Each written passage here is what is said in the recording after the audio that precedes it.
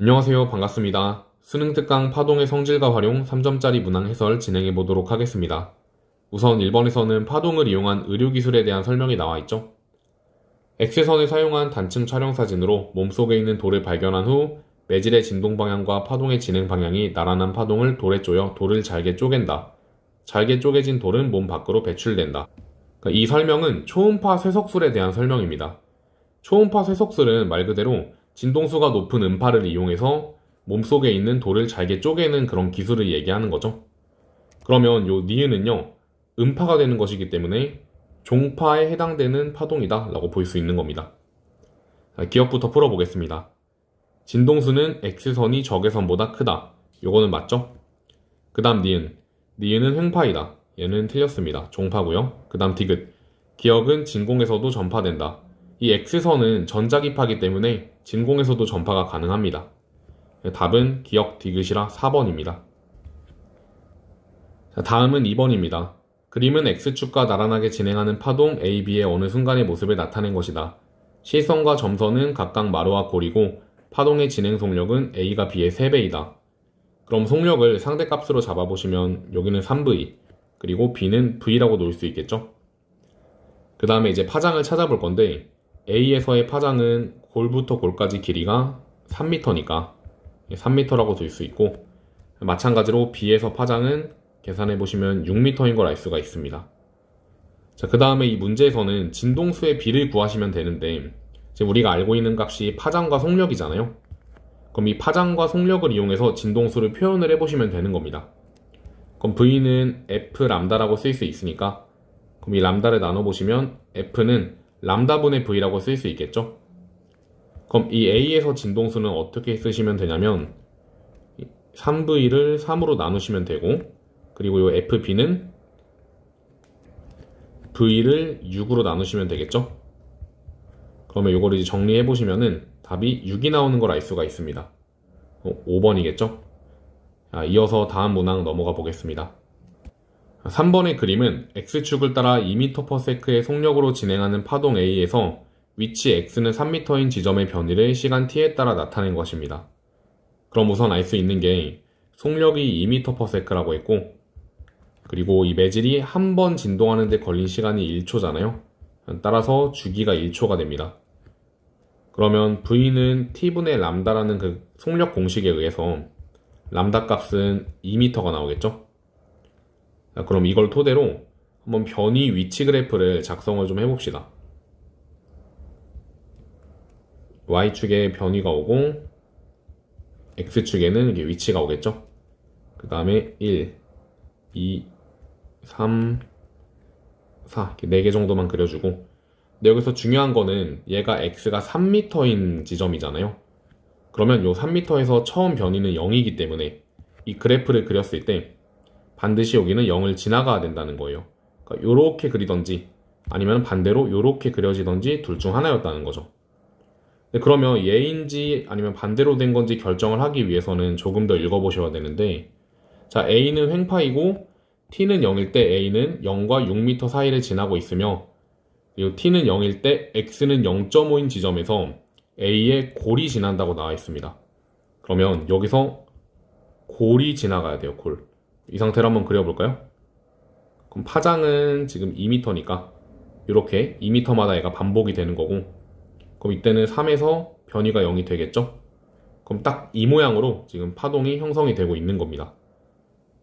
이때 A의 진행 방향과 그리고 니은 X는 2m인 지점에서 변이를 T에 따라 나타낸 그래프로 옳은 것은, 자, 우선 진행 방향은 어떻게 찾을 수가 있냐면 여기서 매질이 처음에 위쪽으로 진동하잖아요. 그럼 이 그래프가 어디로 움직여야 되냐면 왼쪽으로 움직여야 되는 겁니다. 그래야지 이 3m인 부분에서 매질이 위쪽으로 처음에 진동을 하죠. 그래서 마이너스 X 방향이 된다는 걸 알 수가 있고, 그 다음에 이제 두 번째로 찾는 건 X는 2m인 지점에서 변이잖아요. 자, 그러면 그래프를 다시 한번 보겠습니다. 자, 여기서 이 2m인 지점, 그리고 이 파동은 왼쪽으로 진행하죠. 요렇게. 그러면은 이 매질이 어디로 진동하는 거예요? 아래쪽으로 이렇게 진동한다는 걸 알 수가 있습니다. 그럼 처음에는 이렇게 아래쪽으로 진동하는 4번이 정답이 되겠네요. 물론 이때도 주기는 동일하기 때문에 위에서처럼 1초가 되는 거고요. 자, 이어서 다음 문제 풀어보도록 하겠습니다. 4번의 그림은 시간 t는 0일 때 1m/s의 속력으로 x축과 나란하게 진행하는 파동의 변이 y를 위치 x에 따라 나타낸 것이다. 그럼 v는 1m/s고 이 그림을 봤을 때 파장은 2m잖아요. 이걸 토대로 주기가 2초인 것까지도 뽑아낼 수가 있습니다. 그 다음에 표는 t는 0일 때 x축상에 x가 1m 그리고 2m인 지점에서 매질의 운동 방향을 나타낸 것이다. 그럼 이 운동 방향이 의미하는 건 뭐냐면 우선 1m인 부분부터 볼까요? 자, 이렇게 보조선을 그려주시면 이 1m에 있는 매질은 현재 변이는 0이죠? 근데 이 파동이 진행함에 따라서 이 매질의 위치가 달라지게 될 거예요.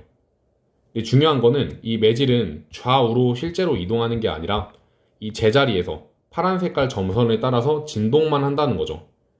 뭐 예를 들어서 이 파동이 오른쪽으로 진행한다고 한번 가정을 해볼게요. 그럼 이제 이 파란 색깔 점선하고 이 빨간 색깔 파동의 교점을 한번 봐주시면 되는데 교점이 점점 올라가죠. 그렇다는 거는 이때 매질의 운동 방향은 플러스 y 방향이 되는 거예요. 근데 만약 반대로 이 파동이 마이너스 x 방향으로 진행을 하게 된다면 그때는 매질이 어디로 운동하죠? 마이너스 y 방향으로 운동을 하게 되죠. 뭐 이런 식으로 판단이 가능하다는 겁니다. 그럼 여기서 마이너스 y 방향으로 매질이 운동한다는 거는 이 파동은 마이너스 x 방향으로 진행하는 파동이었던 거죠. 자, 그럼 과연 이 2m에서 매질의 운동 방향은 어떻게 될까? 그럼 이것도 이렇게 보조선을 그려주시고 그리고 이 파동은 어디로 움직이니까? 마이너스 x 방향으로 움직이니까 이거 살짝 옮겨주시면 그때 점점 교점이 위로 올라가고 있죠. 그래서 기억은 플러스 y 방향이라는 것도 알 수가 있습니다. 자, 기억부터 풀어보겠습니다. 파동의 주기는 1초이다. 아니죠? 2초고요.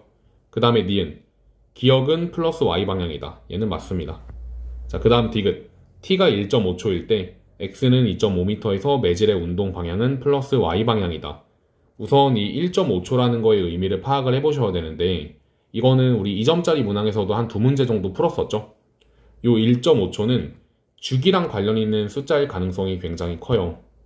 근데 주기가 2초니까 얘는 4분의 3t가 되겠죠. 그리고 이 4분의 3t 동안은 3칸을 움직일 수 있는 시간이라는 거예요. 자, 그럼 제가 이 파동을 그려놓고 마이너스 x 방향으로 3칸을 한번 움직여 보겠습니다. 이런 식으로 그려지겠죠? 자, 이 상태로 3칸을 한번 옮겨보시면 1칸, 2칸, 3칸이 됩니다. 그럼 이때 2.5에서는 요 점이겠죠. 그럼 과연 이 매질은 어떻게 운동하게 되는가? 조금만 더 진행을 해보시면은 위로 올라가죠. 그렇기 때문에 이때 매질의 운동 방향은 플러스 y 방향이 맞습니다. 답은 4번인 거죠. 5번의 그림은 물결파 실험 장치에서 물결파가 매질 A에서 B로 진행할 때 물결파의 파면을 나타낸 것이다. 그러니까 쉽게 비유를 하자면 이거는 파도가 치고 있는 거를 위에서 봤다고 상상을 하시면 됩니다. 그럼 옆에서 볼 때는 이런 식으로 그림이 그려지겠죠? 그러니까 뭐 예를 들어서 해안가에서 파도를 보면은 여기가 모래사장이고 이쪽이 바다일 때 파도는 이런 식으로 표시할 수 있을 거 아니에요? 그리고 얘는 이쪽으로 이렇게 진행을 하는 거죠. 그래서 항상 이 파면과 파동의 진행 방향은 수직으로 그려주시면 됩니다. 여기서는 이런 식으로 진행을 하는 거예요. 그리고 이렇게 되겠죠? 자, 그 다음에 이제 보조선으로 법선을 한번 그어봅시다. 법선은 요 경계선하고 수직으로 이렇게 그릴 수 있겠죠? 그럼 이때 얘가 입사각이 되고 여기가 굴절각이 되는 거예요. 그럼 기억부터 풀어볼까요? 주기는 A에서와 B에서가 같다. 요거는 맞겠죠. 왜냐면 주기랑 진동수는 반비례한데 이런 파동이 만들어질 때 진동수를 결정하는 거는 파원이잖아요. 근데 이 A랑 B는 파원이 바뀌지 않았기 때문에 진동수도 같고 주기도 같은 겁니다. 니은 입사각은 굴절각보다 크다. 요거는 여기가 입사각이고 얘가 굴절각이니까 맞는 선지가 되겠죠. 근데 이거를 각도로도 표현할 수가 있는데 지금 보시면은 여기가 세타 A잖아요. 그리고 이 파란 색깔은 요 경계면하고 법선이니까 90도가 됩니다. 이만큼이. 그러면 얘는 90 마이너스 세타 A가 되겠죠? 더했을 때 90도가 돼야 되니까. 자, 그 다음에 요만큼이 90 마이너스 A인데 요렇게도 90도죠. 그러면 이 파란 색깔하고 요 검정 색깔 각을 더했을 때도 90도가 나와야 돼요. 따라서 여기가 세타 A가 됩니다. 마찬가지로 여기도 얼마가 되겠어요? 세타 B가 되겠죠? 근데 세타 A랑 세타 B 중에는 A가 크다는 정보가 나와 있기 때문에 결론적으로 입사각이 굴절각보다 크다는 정보를 이렇게 구체적으로도 찾을 수가 있는 겁니다. 아무튼 니은은 맞는 거고, 그 다음 디귿. 진행 속력은 B에서가 A에서보다 크다. 이 굴절된 부분이 법선하고 더 가깝게 붙어 있잖아요. 그럼 굴절률이 B에서가 더 높다는 거기 때문에 속력은 B에서가 더 작은 겁니다. 답은 3번입니다. 이어서 6번 문제 풀어보도록 하겠습니다. 6번에서는 단색강 X가 각 매질의 경계면에서 굴절되는 모습을 나타내고 있는데 이를 토대로 굴절률을 먼저 판단할 수가 있겠죠. 우선 A랑 B에서는 A에서가 법선하고 더 가깝기 때문에 굴절률은 B보다 A가 크다고 판단할 수가 있고, 그 다음 B와 C에서는 B에서가 더 법선하고 가깝죠. 그러니까 굴절률은 C보다 B가 크다는 것을 알 수가 있습니다. 그럼 기억부터 풀어볼까요? 굴절률은 A가 C보다 작다. 얘는 틀렸습니다. 그 다음 니은 X의 파장은 B에서가 C에서보다 짧다. 그러니까 C보다 지금 B에서가 굴절률이 더 크기 때문에 B에서 속력은 더 작고 파장도 더 짧은 겁니다. 그럼 니은은 맞겠죠? 그 다음 디귿. 임계각은 AB 사이에서가 BC 사이에서보다 작다. AB 사이에서는 이거고, 그리고 BC 사이에서는 요거죠. 근데 얘는 판단하기 위해서 직접 스넬 법칙을 써보셔야 됩니다. 근데 그래도 스넬 법칙을 안 쓰고도 이 문제를 풀 수가 있는데, 지금 보시면은 A에서 B로 갈 때 입사각이 30도고 B에서 C로 갈 때도 입사각이 30도죠. 이 굴절각을 보시면은 A랑 B의 경계에서 굴절각은 45도, 그리고 BC의 경계에서 굴절각은 60도가 됩니다. 즉, 둘 다 30도로 입사를 했는데 꺾인 정도가 BC에서 더 크다는 거는 이 BC에서 굴절률 차이가 더 크다는 얘기가 되겠죠? 그러면 AB보다는 BC에서 전반사가 잘 일어난다는 거기 때문에 임계각은 BC에서가 더 작은 겁니다. 그럼 디귿은 틀린 거죠. 답은 2번입니다. 그리고 참고로 디귿에서 임계각은 스넬 법칙을 이용해서 정량적인 값으로도 계산이 가능합니다. A와 B에서 굴절률을 각각 NA랑 NB라고 놓는다면 그때 이 스넬 법칙을 이용해서 굴절률을 사인 값으로 표현할 수가 있겠죠. 그럼 사인은 이 굴절률하고 반대로 들어가니까 사인 45도분의 사인 30도가 됩니다. 그럼 계산해보시면 2분의 루트 2의 2분의 1이니까 루트 2분의 1이 나오겠죠? 그리고 이 값은 어차피 굴절률이 결정하는 값이기 때문에 이 x의 각도가 변하더라도 유지가 될 거예요. 그럼 이 x를 점점 벌려주다 보면은 언젠간 이 임계각에 다다라서 전반사되는 때가 있겠죠? 그때 이 임계각을 세타1이라고 한번 해보자는 거죠. 그럼 이때 굴절각은 90도가 됩니다. 그럼 얘를 사인 90도분의 사인 세타1으로 쓸 수 있겠죠? 그러면 A와 B 사이에서의 임계각인 그 세타1, 그걸 이제 사인에 넣은 값인 사인 세타1이 루트 2분의 1이 되는 겁니다. 마찬가지로 이거를 BC에도 적용을 해보면 NB분의 NC는 그럼 이때는 사인 60도 그리고 사인 30도가 되니까 계산해보시면 루트 3분의 1이 되고요. 이때도 마찬가지로 각도를 점점 벌려주면 사인 90도 그리고 이때 임계각을 세타2라고 한다면 사인 세타2로 표현이 가능합니다. 즉 사인 세타2가 얼마인 거죠? 얘가 루트 3분의 1인 거죠. 그럼 결론적으로 이 사인 세타1과 사인 세타2 중에서는 누가 더 크니까? 이 사인 세타1이 더 큰 거죠. 그래서 이 임계각은 세타1이 더 크다는 걸 알 수가 있습니다. 그럼 AB 사이에서가 BC 사이에서보다 큰 게 맞겠죠? 그래서 이런 식으로 정량적으로도 계산이 가능합니다. 근데 객관식에서 이 문제를 빠르게 풀고 넘어가기 위해서는 이런 식으로 스넬 법칙을 직접적으로 적용하기보다는 아까 전에 처음 풀어드린 것처럼 직관적으로 사고할 수 있는 능력이 더 중요하겠죠?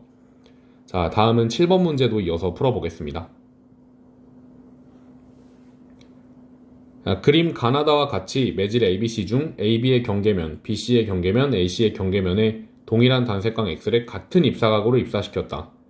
그리고 가에서 AB 사이의 임계각은 세타이고 나에서 X는 굴절각 2세타로 굴절한다. 이렇게 나와 있습니다. 그럼 여기서는 얘가 임계각이니까 전반사 되겠죠? 그럼 이걸 토대로 우리가 알 수 있는 건 굴절률은 A가 B보다 크다는 거예요. 그리고 이제 BC에서 경향성을 봤을 때 법선하고 B 쪽에 더 가깝게 붙어 있으니까 C보다는 B 쪽이 굴절률이 큰 거죠? 그러면 굴절률 순서대로 한번 대소 비교를 해보면 A가 가장 크고 그 다음 B, 그 다음 C인 걸 알 수가 있습니다.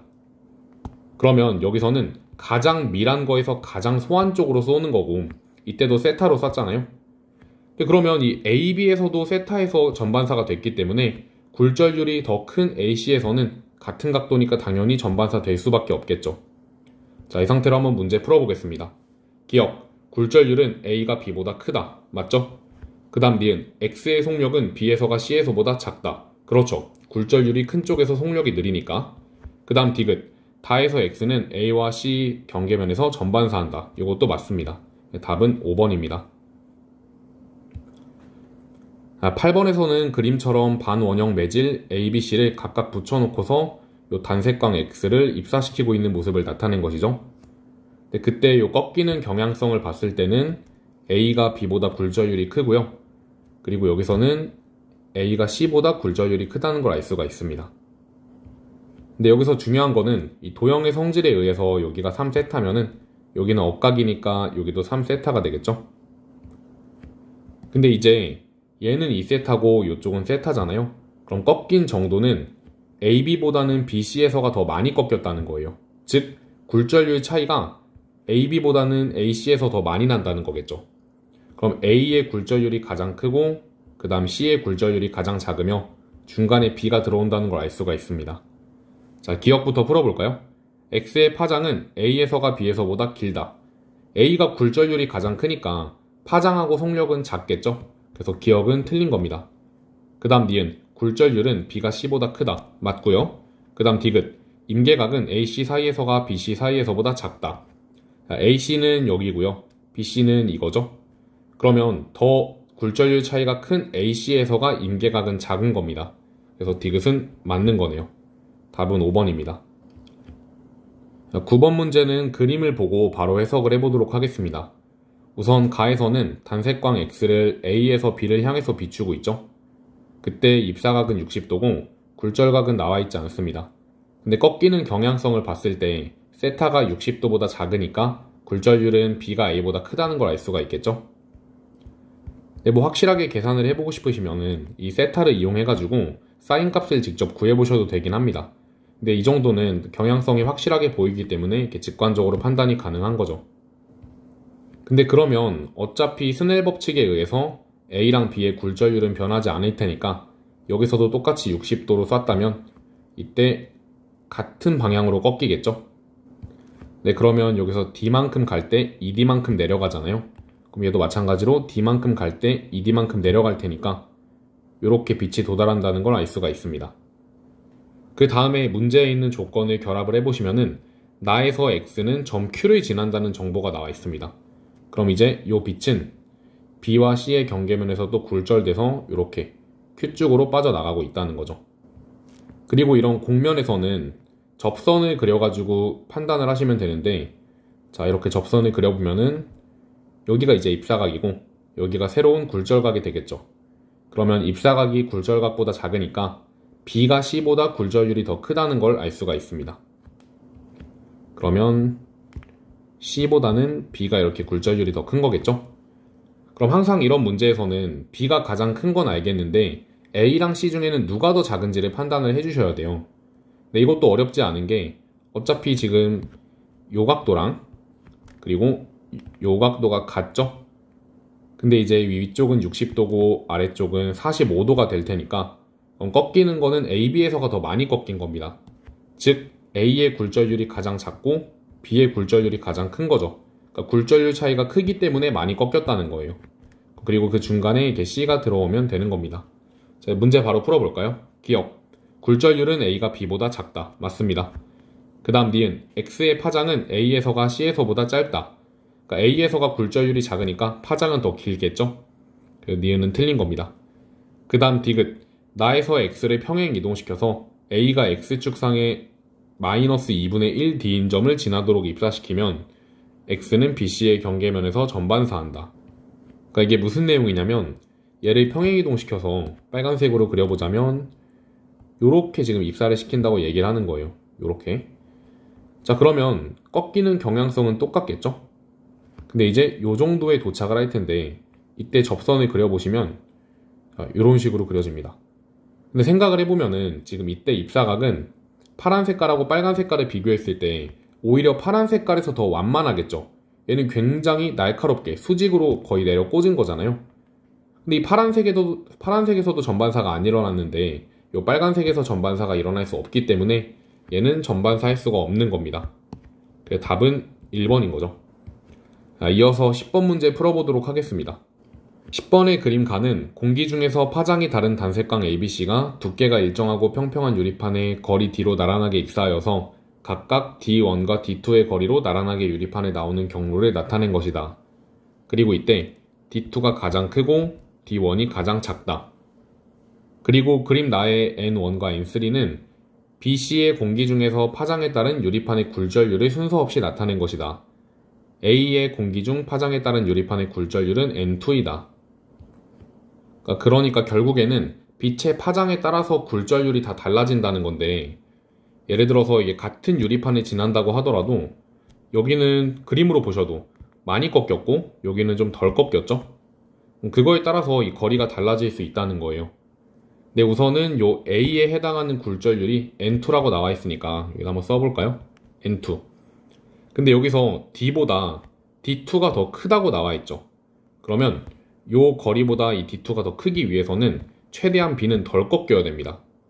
당연히 그럴 수밖에 없는 게 옆에다가 한번 그림을 제가 그려보자면 좀 두껍게 극단적으로 한번 그려보겠습니다.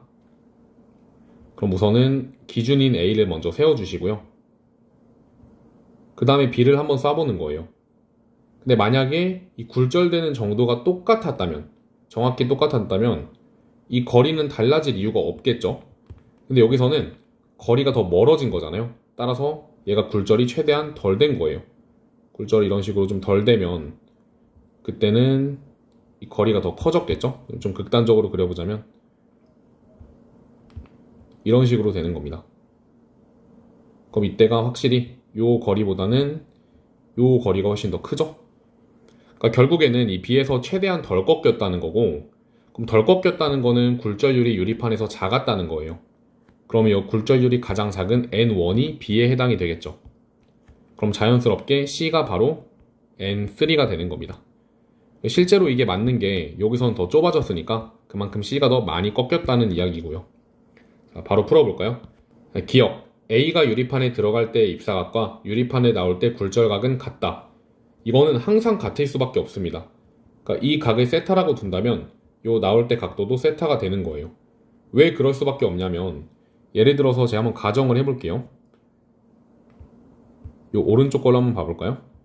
자, 이때를 세타 1 그리고 이때 굴절각을 세타 2라고 놓는다면 엇각에 의해서 이쪽도 세타 2가 되겠죠? 그리고 이때 공기에서 굴절율을 N 공기, 그리고 유리판에서 굴절율을 N 유리라고 두겠습니다. 그럼 여긴 다시 공기로 나왔으니까 N 공기가 될 테고, 지금 이 각도가 뭔지가 궁금한 거잖아요. 그럼 이걸 세타 3라고 한번 놔볼까요? 자, 그러면 스넬 법칙에 의해서 N 공기분의 N 유리는 뭐라 쓸 수 있냐면 사인 세타 2분의 사인 세타 1이라고 쓸 수 있습니다. 근데 여기서도 N 공기분의 N 유리를 똑같이 써보자면 어떻게 쓸 수 있는 거죠? 그럼 N 공기의 N 유리는 사인 세타 2분의 사인 세타 3라고 쓸 수 있고, 지금 이 두 식이 같으니까 당연히 세타 1과 세타 3는 같을 수밖에 없다는 거죠. 애초에 대칭성에 의해서 이렇게 가능할 수밖에 없으니까 기억은 맞는 겁니다. 그 다음 니은, B의 속력은 유리판에서가 공기에서보다 작다. 그렇죠. 꺾이는 경향성을 봐도 되고, 애초에 이 빛은 공기에서보다 이런 고체에서가 속력이 더 느려지기 때문에 니은은 맞는 겁니다. 그 다음 디귿, C의 공기 중 파장에 따른 유리판의 굴절율은 N1이다. 요거는 N3죠? 디귿은 틀린 겁니다. 답은 3번.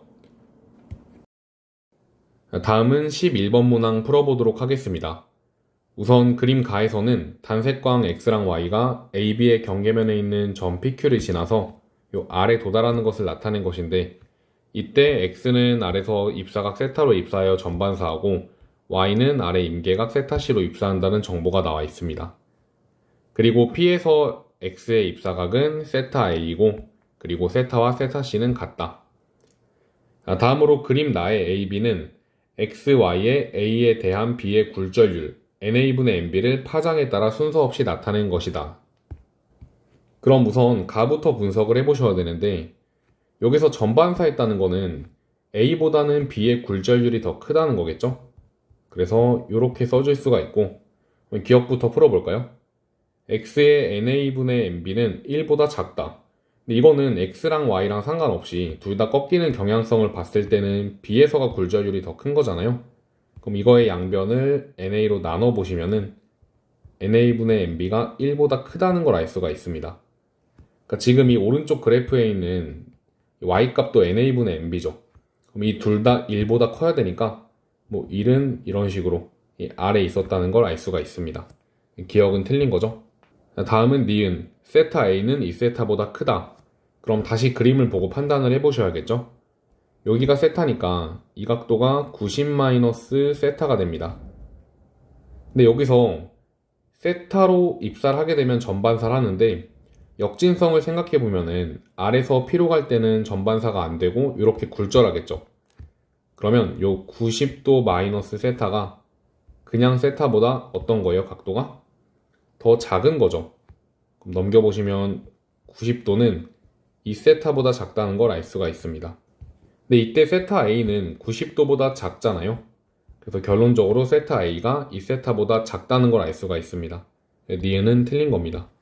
다음 디귿, B는 Y의 A에 대한 B의 굴절률이다. 이걸 판단하기 위해서는 X랑 Y를 보셔야 되는데, X는 여기서 전반사 한다고 나와 있고, 그리고 Y는 임계각이라고 나와 있죠. 그렇다는 거는 X는 요 세타보다 조금 더 가파르게 들어가도 전반사가 될 수 있다는 거예요. 즉 Y보다는 X가 전반사가 더 잘 되는 거죠.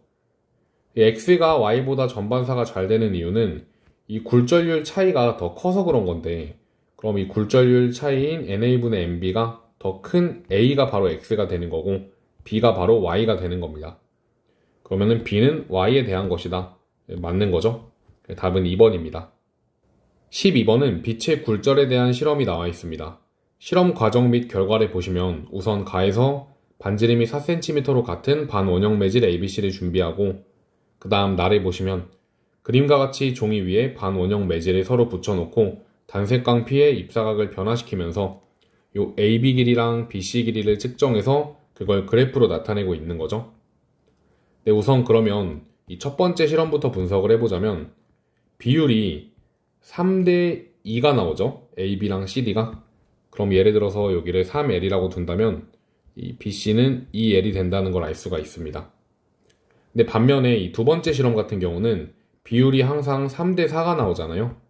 그럼 여기가 3L이라면 이쪽은 4L이 되는 건데, 그럼 4L이 3L보다 크니까 오히려 이쪽에서는 굴절이 이런 양상으로 된다는 걸 알 수가 있습니다.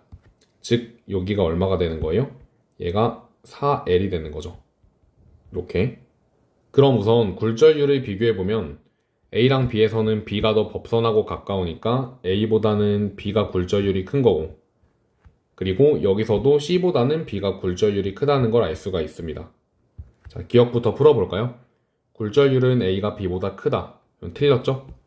그 다음 니은, P의 속력은 B에서가 C에서보다 작다. 이거는 맞습니다. 다음은 디귿. 두 번째 실험에서 AB가 3.5cm가 되도록 P를 O에 입사시키면 P는 O에서 전반사한다. 그러면 이 문제를 풀기 위해서 그래프를 다시 해석해 보셔야 되는데, 우선 이 두 번째 실험에서 AB가 점점점 늘어날수록 CD도 점점 늘어나겠죠. 당연히 그럴 수밖에 없는 게 이 각도를 벌려주면은 여기도 그만큼 각도가 벌어지게 됩니다. 그러면서 점점점 늘어나는 건데, 중요한 거는 이 AB가 3cm일 때 CD가 4가 된다는 거예요. 근데 이 4는 굉장히 중요한 숫자인 게 반지름이 4라고 나와 있잖아요. 그럼 점점점 벌리다가 요 길이가 4가 된다는 건 정확히 어떻게 된다는 거예요? 얘가 바로 딱 임계각이어서 요 굴절되는 요 광선이 바로 90도가 된다는 거죠. 그러면 이 길이가 얼마일 때? 3cm일 때 얘가 전반사 하는구나 라는 걸 알 수가 있습니다. 지금 문제에서는 3.5cm라고 했으니까 이걸 더 벌려준 거잖아요. 그럼 여기서는 당연히 전반사 할 수밖에 없겠죠. 디귿은 맞습니다. 답은 니은 디귿 5번입니다. 자, 13번에서는 그림과 같이 단색광 X를 매질 A에서 B로 입사각 세타1으로 입사시켰더니 굴절되는 것을 나타낸 것이고, 그 다음에 쭉 진행을 해서 A와 C의 경계면에서는 전반사했다고 나와 있습니다. 그럼 우선은 꺾이는 경향성을 토대로 굴절률의 대소 비교를 해보자면, 이 A랑 B에서는 A 쪽에서가 법선하고 더 가깝기 때문에 굴절률은 B보다 A가 큰 거고, 그리고 여기서 전반사했기 때문에 A랑 C 중에는 A가 더 크겠죠? 그리고 이제 BC에서도 경향성을 봤을 때 B랑 더 가까우니까 법선이, 그래서 B가 C보다 크다는 것도 알 수 있습니다. 그러면 순서대로 C, B, A 이렇게 대소 비교를 할 수가 있겠죠? 굴절률은 A에서가 가장 큰 겁니다. 자, 기억부터 볼까요? X의 속력은 B에서가 A에서보다 크다. 그렇죠. 굴절률이 작은 곳에서 속력이 더 크다. 그 다음 니은 세타1과 세타2를 더했을 때 90도이다. 자, 이거는 아까도 설명을 했었는데 여기서 세타1이면 빠져나올 때도 세타1이 됩니다. 그러면 여기 직각삼각형을 만들었을 때 90도고 이쪽은 세타2니까 세타1과 세타2를 더했을 때는 90도가 나오겠죠? 니은은 맞습니다.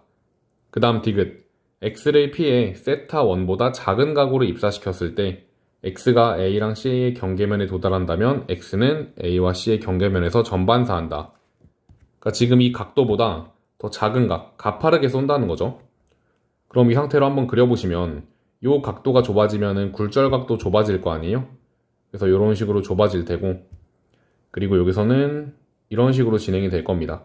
근데 만약에 그림을 이렇게 그리면 이게 벗어나 버리겠죠?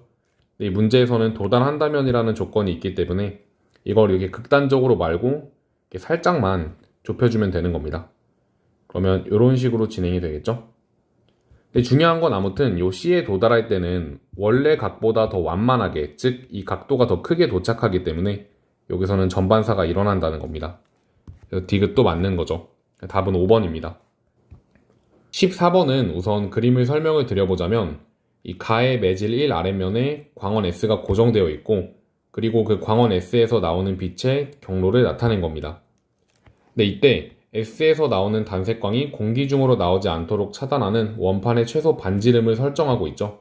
이게 무슨 얘기냐면 만약에 원판이 없었다면 이 S에서 나온 단색광은 이런 식으로 굴절을 했겠죠.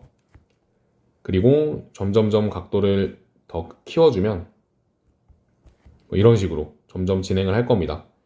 그러다가 언젠간 굴절각이 90도가 되는 때가 오겠죠. 이때부터 이제 전반사를 하게 되는 건데, 그러면 이 원판으로는 어디까지만 딱 가려주면 되는 거예요? 여기까지만 가려주면 되는 거죠. 그러면은 이 부분은 빛이 빠져나오지 못하게 원판이 막고 있는 거고, 그리고 이 뒷부분은 어차피 전반사하기 때문에 가려줄 필요가 없는 겁니다. 근데 뭐 예를 들어서 실제로 이 원판의 반지름이 딱 여기서 끝난다고 한다면 여기서는 굴절이 되는 거고, 그리고 이 원판의 이 끝에부터 전반사가 되는 그 경계가 된다는 거죠. 그 다음에 나에서는 가의 매질 1을 2로 바꾼 상태로 실험을 진행을 한 겁니다. 그럼 이때는 또 반지름이 달라지겠죠? 이제 문제 한번 풀어보겠습니다. 기억, P에서 단색광이 반사할 때 입사각과 반사각은 같다. 그쵸? 여기서 입사각과 반사각이 항상 같은 건 기본적인 성질이기 때문에 맞다고 바로 풀 수 있습니다. 다음은 니은, 굴절률은 공기가 2보다 크다. 이거는 틀렸죠? 왜냐면 결국에 이 나에서도 언젠가는 전반사를 해야 되기 때문에 그러면 2가 공기보다 굴절률이 더 큰 겁니다. 그 다음 디귿, R'이 R보다 크다면 굴절률은 1이 2보다 크다. 그러니까 지금 여기서 얘가 더 커야 된다는 거는 전반사가 더 멀리서 가능했다는 거예요. 임계각이 그러니까 더 컸던 거죠. 임계각이 크다는 거는 그만큼 굴절률 차이가 적다는 거기 때문에 그럼 굴절률을 표시해보면은 공기 2, 1이 되겠죠. 그럼 결론적으로 굴절율은 1이 2보다 크다는 맞는 선지가 되는 겁니다. 답은 4번이죠. 15번의 그림 가는 진동수각 같은 파동이 매질 ABC에서 진행할 때 이웃한 파면의 모습을 나타낸 것이다. 그러면 이 세 개는 진동수가 모두 같은데 이웃한 파면 사이의 거리는 A가 가장 멀고 C가 가장 가깝잖아요. 그럼 파장이 A에서가 가장 크다는 의미가 됩니다. 그럼 V는 F 람다에서 F는 모두 동일하고, 그리고 파장은 A에서 C로 갈수록 점점점 줄어들죠. 그럼 그거랑 비례한 속력도 C로 갈수록 작아진다는 걸 알 수가 있습니다. 그러니까 C에서가 가장 느린 거고 A에서가 가장 빠른 거죠. 네, 그러면 굴절율은 오히려 C 쪽에서가 가장 크고 A에서가 가장 작겠죠. 그럼 이걸 대소비교를 한번 해보자면 A가 가장 작고 그 다음 C가 가장 크다고 쓸 수 있습니다. 그리고 이어서 조건을 읽어보면 그림 나는 가에서 ABC 중 두 매질을 각각 영역 PQ에 놓고 가의 파동이 P에서 Q로 진행할 때 점 A에 도달하는 것을 나타낸 것이다. 그러면 PQ가 뭐냐에 따라서 이 굴절되는 양상이 달라지겠죠? 문제 한번 풀어보겠습니다. 기억, 파동의 진행 속력은 B에서가 C에서보다 크다. 이건 맞습니다. 그 다음 니은, 나에서 P에 A를 놓고 Q에 B를 놓았을 때, 여기 A를 놓고 B를 놨을 때, 그럼 굴절율은 이쪽이 더 큰 겁니다. 그때 입사각은 굴절각보다 크다. 그럼 그림 그려보시면 이런 식으로 될 거 아니에요? 그럼 입사각이 굴절각보다 큰 게 맞겠죠. 니은은 맞습니다. 그 다음 디귿, 임계각은 P에 C를 놓고 Q에 B를 놓았을 때가 P에 C를 놓고 Q에 A를 놓았을 때보다 크다. 그러니까 CB랑 CA를 비교하는 건데 CB보다는 CA에서 굴절율 차이가 더 크죠. 그럼 임계각은 CA에서 더 작은 겁니다. 그러니까 이때가 큰 게 맞는 거죠. 답은 5번입니다. 자, 그리고 16번을 보시면 그림 가는 단색광이 매질 ABCA로 진행하는 모습을 나는 ABC 중 두 매질로 만든 광섬유의 구조를 나타낸 것이다. 이것도 마찬가지로 우선 굴절율을 판단해 볼까요? A랑 C 중에는 C가 더 크죠? 그리고 C랑 B 중에는 B가 더 큽니다. 그러면 A, C, B라고 순서대로 쓸 수 있고 바로 문제 풀어봅시다. 기억, 단색광의 파장은 B에서가 C에서보다 길다. 이건 아니죠? 반대입니다. 그 다음 니은, 굴절율은 C가 A보다 크다. 이거는 맞습니다. 그 다음 디귿, 나의 광섬유를 제작할 때 코어와 클레딩 사이의 임계각은 코어를 B, 클레딩을 C로 만들 때와 코어를 C, 클레딩을 A로 만들 때가 서로 같다. 이것도 원래는 스네일 법칙을 이용해서 풀어보셔야 되는데 직관적으로 풀 수 있는 게 BC 사이에서는 30도, 60도고요. 그리고 AC 사이에서도 30도, 60도죠. 그럼 어차피 스네일 법칙을 썼을 때 같은 값이 나오기 때문에 임계각도 같다는 걸 알 수가 있습니다. 즉 BC와 CA의 요 굴절율 차이는 같았던 거죠. 그래서 디귿도 맞습니다. 답은 4번입니다. 17번의 그림 가는 전자기파가 진공에서 플러스 Z방향으로 진행하는 모습을 나타낸 것이고 나는 진동수 F에 따라 전자기파를 분류한 것을 나타낸 것이다. 그리고 이때 A는 이웃한 골과 마루 사이 거리의 2배라고 나와 있죠. 그냥 이거는 파장이라고 생각을 하시면 됩니다. 그 다음 이제 A, B를 채워볼 건데 A는 적외선과 자외선 사이에 있으니까 가시광선이 되고 그 다음에 B는 X선이 되겠죠. 문제 한번 보겠습니다. 기억, 진공에서 이 파장은 A가 B보다 크다. 그쵸, 가시광선이 진동수가 더 작으니까 파장은 더 큰 겁니다.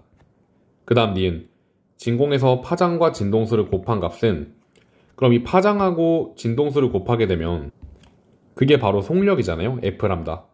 근데 진공에서 속력은 전자기파가 모두 동일하기 때문에 니은은 맞습니다.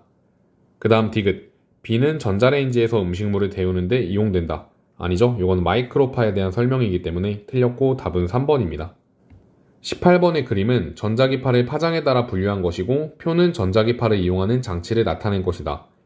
그럼 우선 ABC부터 채워볼까요?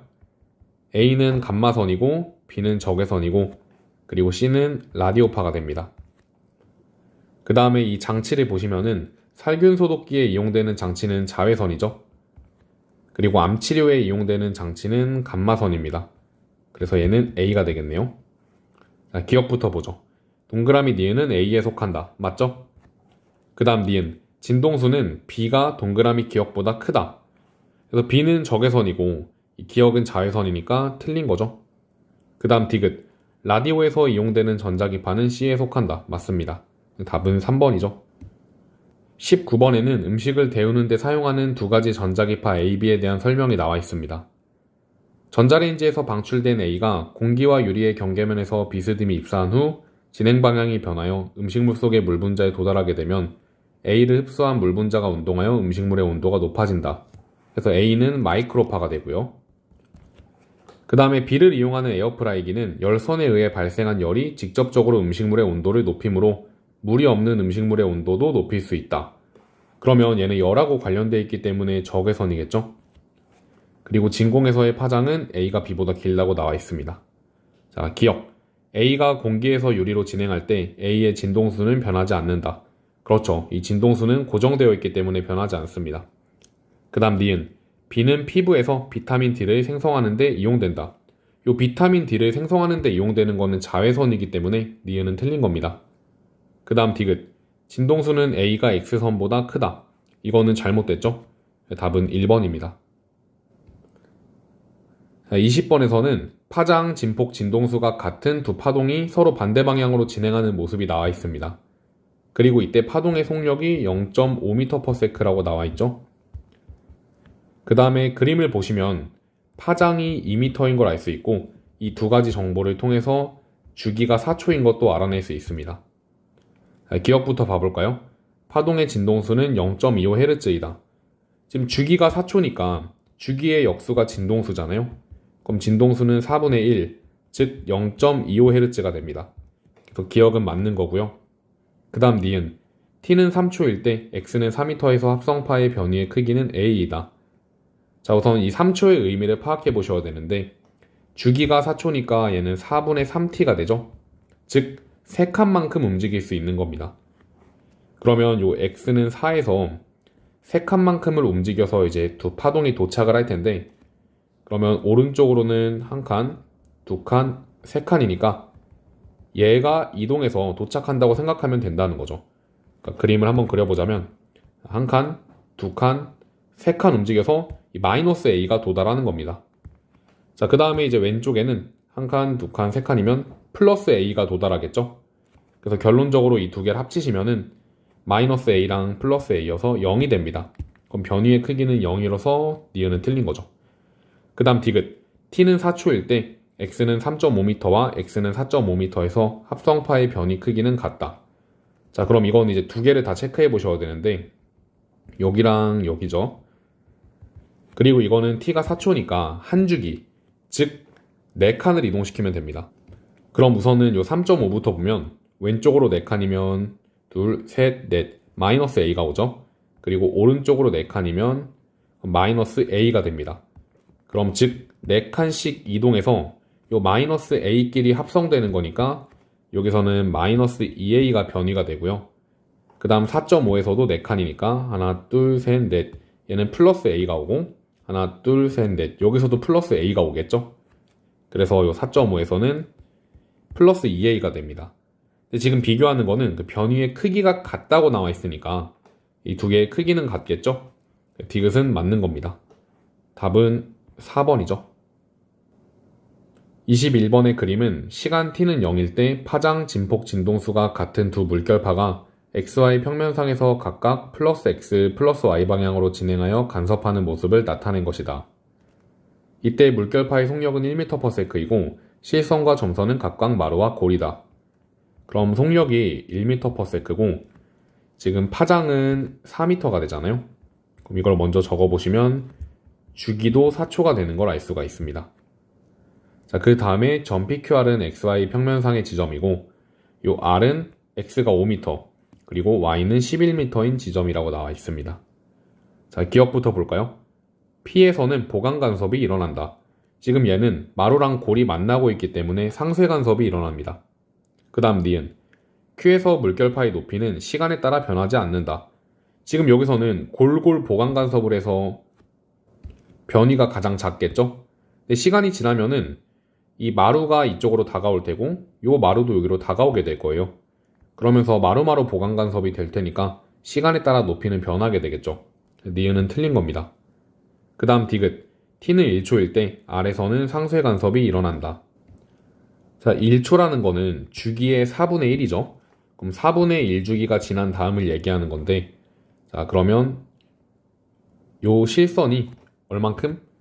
이만큼 움직이게 되고요. 그 다음에 요 아래에 있는 점선도 요만큼 움직이게 됩니다. 그래서 이 아래선은 골과 마루가 만나서 상쇄 간섭이 일어나겠네요. 디귿은 맞습니다. 답은 2번. 22번은 액티브 노이즈 캔슬링 이어폰에 대한 설명이 나와 있습니다. 액티브 노이즈 캔슬링 이어폰은 소음을 소리로 없애는 방식이다.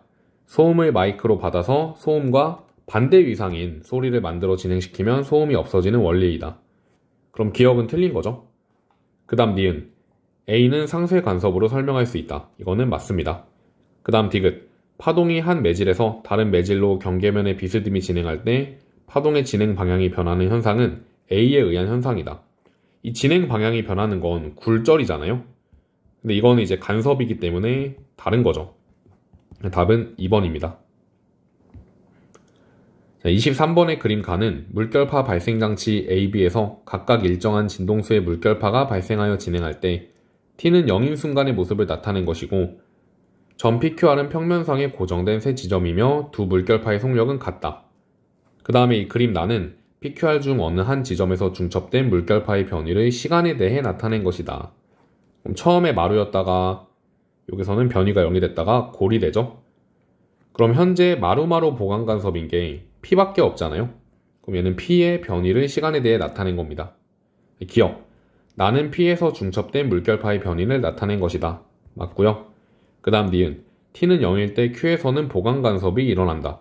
얘는 마루랑 골이 만났기 때문에 상쇄 간섭이겠죠. 그 다음 디귿. B에서 위상을 A에서와 반대로 하여 물결파를 동시에 발생시킬 때 R에서 중첩된 물결파의 변위를 T에 따라 나타내면 나와 같다. 그러니까 지금 B에서 위상을 A랑 반대로 한다고 했잖아요. 그럼 원래 마루인 게 골이 되고 원래 골인 게 마루가 되는 거예요. 근데 현재 R에서는 골과 골이 겹쳐 있죠.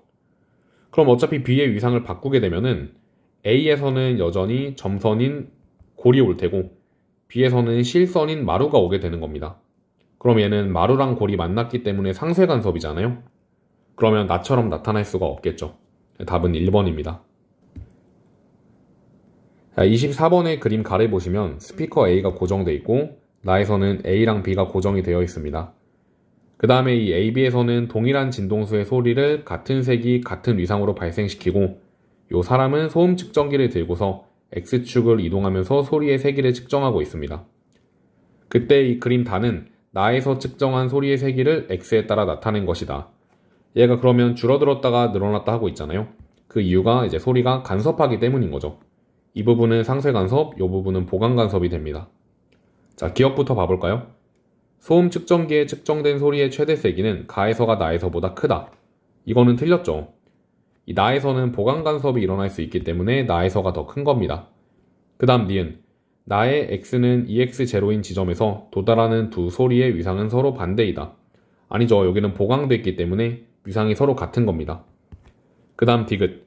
나의 X는 X0에서 일어나는 두 파동의 간섭 현상은 이거 상쇄 간섭이잖아요. 선명한 상을 얻기 위한 무반사 코팅 렌즈에 활용된다. 이 무반사 코팅 렌즈는 상쇄 간섭을 이용하기 때문에 디귿은 맞는 겁니다. 답은 2번. 자, 이렇게 해서 파동의 성질과 활용 3점짜리 문항 해설을 모두 마무리했고 다음 강의에서 찾아뵙도록 하겠습니다.